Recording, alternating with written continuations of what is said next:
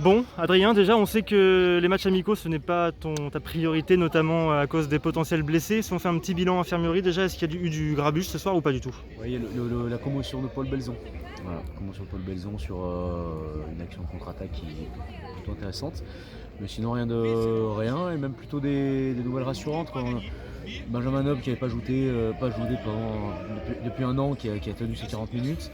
Donc voilà, Elias El Ansari, pareil, qui avait très peu joué. Il revenait d'une opération au genou qui a tenu 30 minutes. Donc plutôt des signaux positifs, quoi.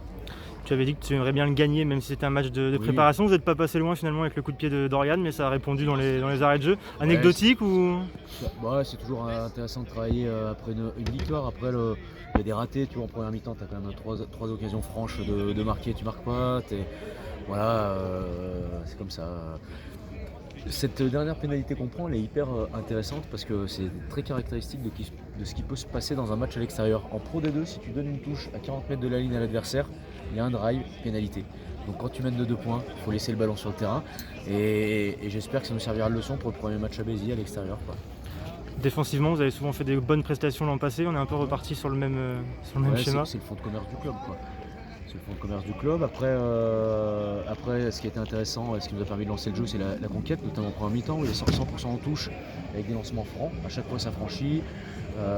Et l'autre point qui a été en nette amélioration, c'est le jeu aérien.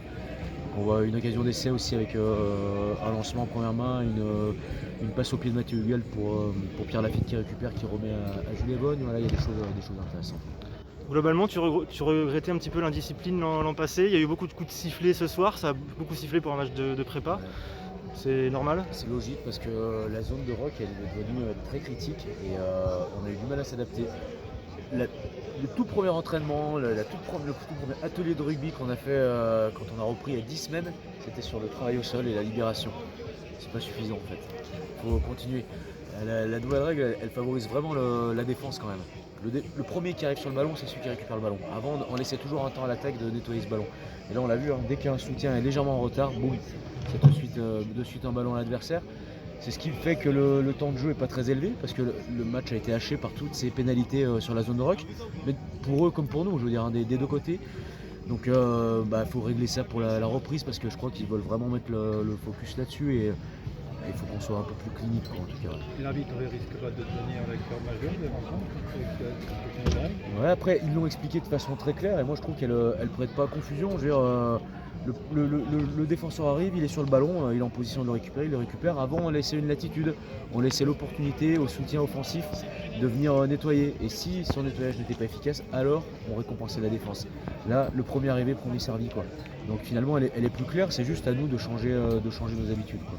Donc défensivement, ça permet quand même à l'équipe de se repositionner très rapidement. Complètement.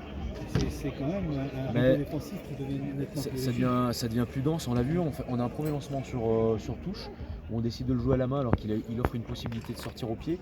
Et en fait, effectivement, comme cette zone de rock, elle est très bénéfique à la défense, on n'hésite pas à densifier le premier rideau, et si jamais il y a du jeu au pied, on a toujours le temps de basculer. Donc bon, à nous de nous adapter, voilà, à nous d'être meilleurs là-dessus.